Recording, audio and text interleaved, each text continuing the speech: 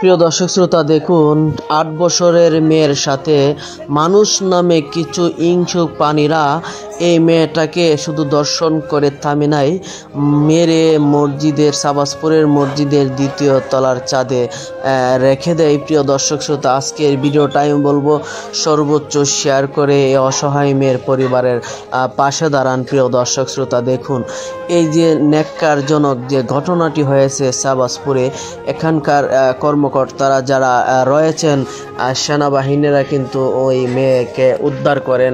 ওনারা বলতেছে যদি কাউকে সন্দেহ মনে করো তাহলে ওনাদের ফোন নাম্বার দিয়ে গেছে, তাদের সাথে যেন একটু হলে যোগাযোগ করে। তো আজকের ভিডিওটা সর্বোচ্চ শেয়ার করুন, এই অপরাধীদেরকে যেন আইনের আওতায় নিয়ে এসে কঠোরমূলক শাস্তি দেওয়া হয়। প্রিয় দর্শক শ্রোতা, আপনার মেয়ে, আপনার সন্তান আপনার কাছেই নিরাপদ, যতটুকু পারেন আপনার কাছে নিরাপদে রাখার চেষ্টা করুন।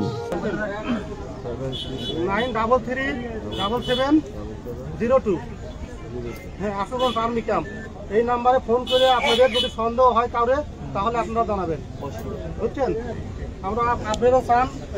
সন্দেহমূলক আইনের হেফাজতে রাখা হয় এই মসজিদে ইমাম সাহেব ও মুয়াজ্জিমকে জিজ্ঞাসাবাদ করার জন্য। আমি একজন সংবাদকর্মী।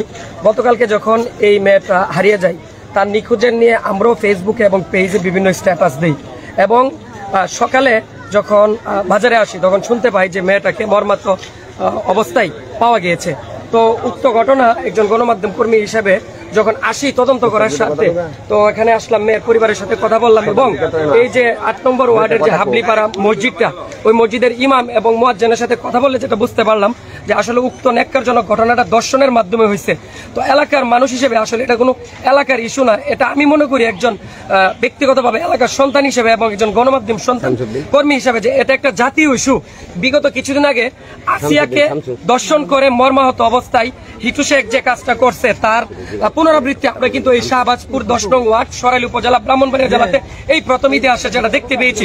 তো উক্ত ঘটনাটা আসলে সত্যি খুব ন্যাক্কারজনক। যদি অপরাধের যতটুকু বাংলাদেশের সংবিধান এবং বিধান অনুসারে যতটুকু শাস্তি দরকার, আইনের কঠোর থেকে কঠোরতম ব্যবস্থা হিসেবে অপরাধীকে আইনের আওতায় এনে তাকে সবার, আমি মনে করি সবার সম্মুখে প্রশ্রয়ে মেরে ফেলা উচিত। এলাকাবাসী আপনারা কি বলেন?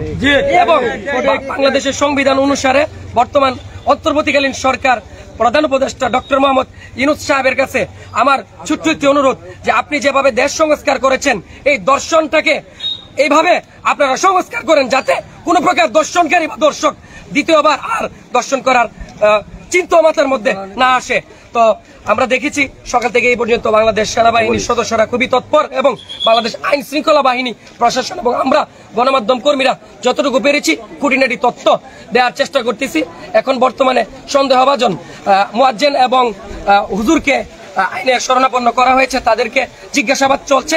তার পরবর্তীতে বিস্তারিত আপডেট আপনারা সংবাদের মাধ্যমে দেখতে পাবেন। আর অবশ্যই আজ সন্ধ্যা চোখ রাখবেন বাসরাঙ্গা এবং আরটিভি টেলিভিশনে বিস্তারিত তথ্য। অসংখ্য ধন্যবাদ, ভালো থাকবেন। আসসালামু আলাইকুম। অসংখ্য ধন্যবাদ ছোট ভাই, বাংলাদেশ নয়া কণ্ঠ সাংবাদিক, তাকে শ্রদ্ধা জানিয়ে রাখছি।